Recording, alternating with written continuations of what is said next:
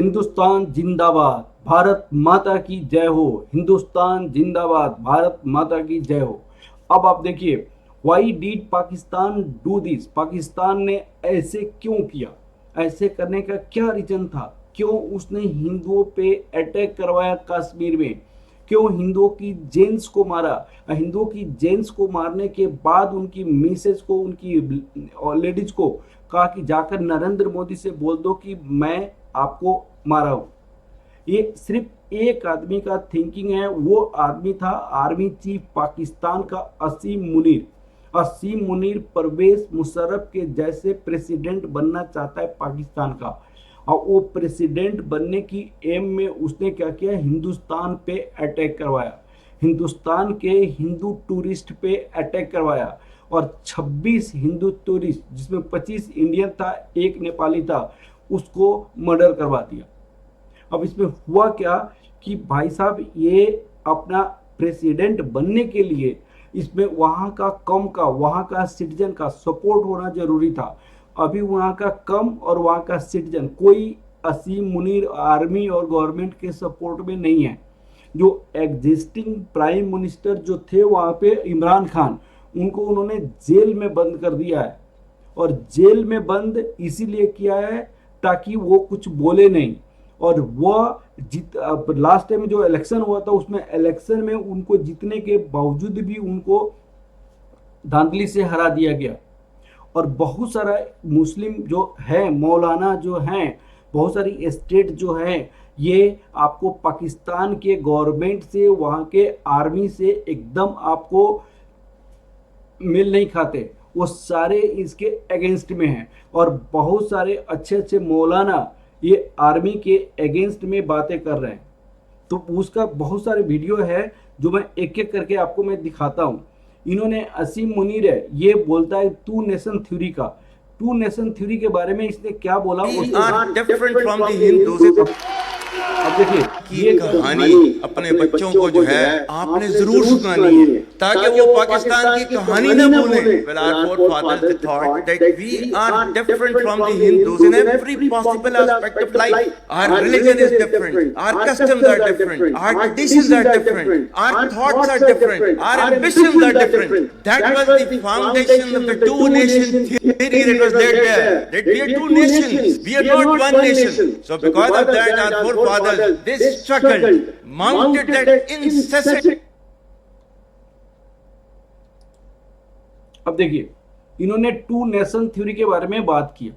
To nation theory का बात का लॉजिक क्या है कि हिंदुस्तान और पाकिस्तान पहले एक ही कंट्री था, वो दो क्यों हो गया। दो होने का मतलब क्या उन्होंने समझाया कि हिंदुस्तान के साथ जो हिंदू रहते हैं उनके साथ मुसलमान रह ही नहीं सकता है।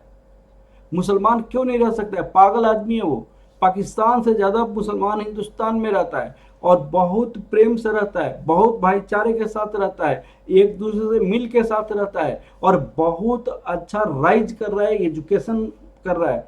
यहाँ के जो हिंदुस्तान के मुसलमान हैं वो टेररिस्ट नहीं हैं, वो कहीं पे टेररिस्ट कैंप नहीं बनाता है, और अपनी सफलता के लिए, अपनी काम के लिए, अपनी मेहनत पे काम करता है।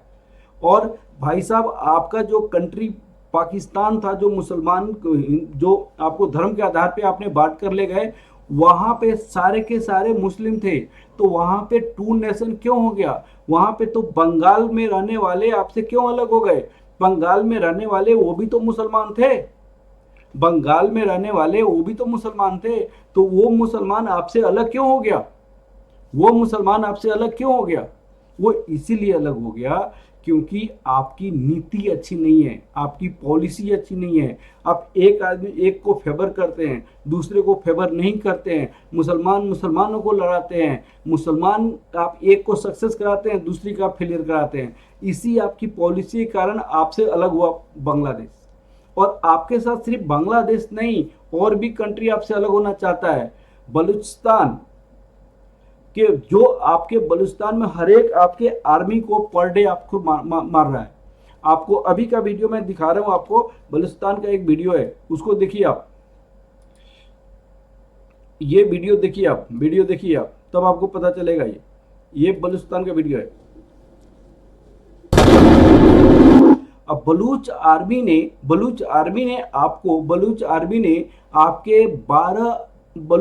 ने आपके 12 आर्मी को 1 सेकंड में उड़ा दिया। भाई बलूचिस्तान तो मुसलमान है, लेकिन आप क्यों मार रहा है? तो वहां पे तो 2 नेशन थ्योरी काम ही नहीं किया ना। आप क्योंकि उन पे अत्याचार करते हैं, आप उनको अपने जैसे नहीं समझते हैं, आप उनको डेवलपमेंट के बारे में नहीं सोचते हैं, आप उनकी आगे बराबर हिस्सेदारी नहीं देते हैं, इसीलिए। उसी तरह आपका खैबर पख्तूनख्वा, वहां पे आपके एक मौलवी साहब है, वो आपके बारे में क्या कहते हैं वो देख लीजिएगा। खैबर पख्तून, वहां पे जो मौलवी साहब है उनके बारे में आप देखिए क्या कर रहे हैं।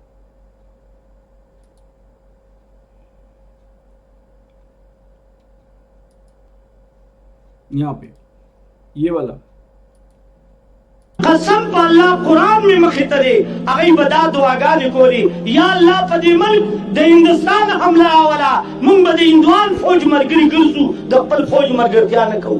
मैं कुरान की कसम खाकर कहता हूं कि अगर हिंदुस्तान की सेना ने पाकिस्तान पर हमला किया तो हम उनका यानी भारत का साथ देंगे।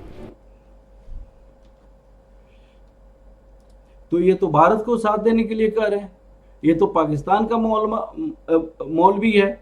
ये रंगीला मौलवी जो है पाकिस्तान का है भाई साहब, और ये हिंदुस्तान का साथ देने के लिए कह रहा है।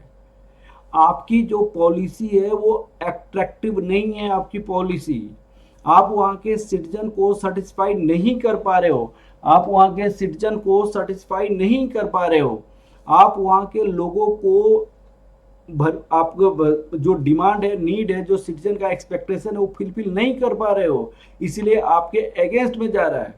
भाई वहाँ का छोड़िए, आपका जो इस्लामाबाद का जो लाल मस्जिद है वहाँ के आपको मौलवी का बात सुनाता हूँ, और वहाँ के मौलवी आपसे क्या कह रहे हैं।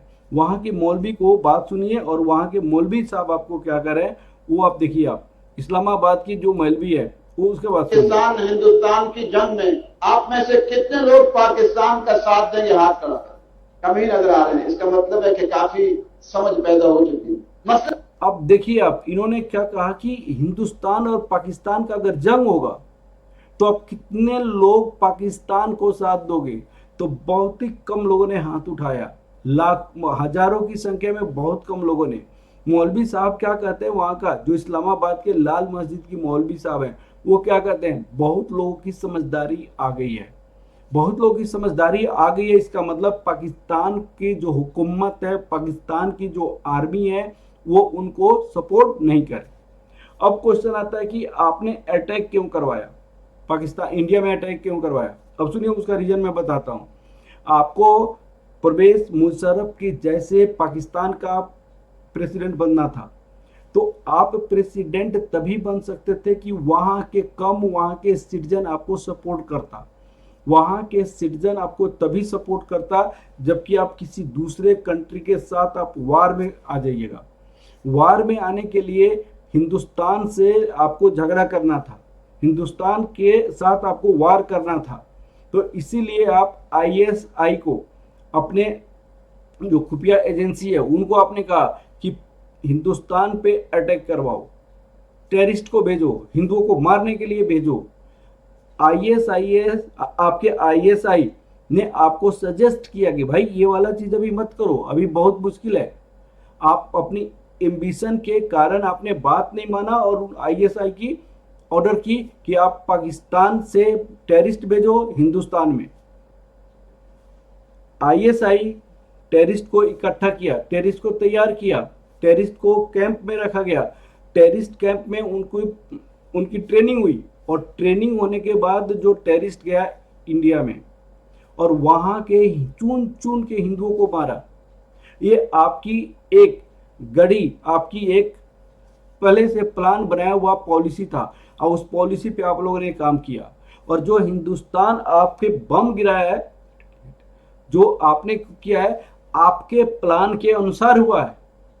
हिंदुस्तान को तो करना ही था। आप हिंदुस्तान के जो सिटीजन है हिंदू को चुन चुन कर आप मारिएगा, तो क्या नरेंद्र मोदी की सरकार चुप बैठी रहेगी? यहाँ पे कभी नहीं चुप बैठी रहेगी। और ये अटैक आपके प्लान के अनुसार हुआ है, आपके प्लान के अनुसार। लेकिन अभी भी जो पाकिस्तान का सिटीजन है आपके बातों पे नहीं आया, अभी भी आपको सपोर्ट नहीं कर रहा है पाकिस्तान का सिटीजन। ऐसे दो कंट्री में वार होता है तो अपनी कंट्री को सारे सपोर्ट करते हैं, तो एज अ कंट्री सपोर्ट करता है, लेकिन जो आर्मी चीफ है, आर्मी चीफ जो असीम मुनीर है उसको सपोर्ट नहीं करता है, वहाँ के गवर्नमेंट को नहीं सपोर्ट कर रहा है। एज अ पाकिस्तानी ह्यूमैनिटी वो पाकिस्तान को सपोर्ट कर रहा है। दूसरी बात है, मैं ये कहता हूँ कि चाहे हिंदुस्तान की मुसलमान हो चाहे पाकिस्तान की मुसलमान हो, बहुत ही अच्छे से और भाईचारे में रहना चाहता है। ये कुछ लोगों का अपना एम्बिशन है, उस एम्बिशन से सारी भाईचारा दूर करना चाहता है।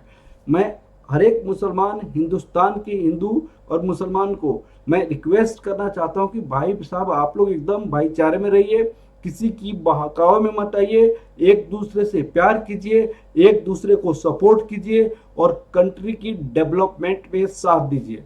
अभी हमारे इंडिया की जो प्राइम मिनिस्टर नरेंद्र मोदी हैं वो सबसे बेस्ट हैं, हर एक एंगल से बेस्ट हैं और सबकी डेवलपमेंट की इच्छा रखते हैं। वो सबका साथ सबका विकास चाहते हैं।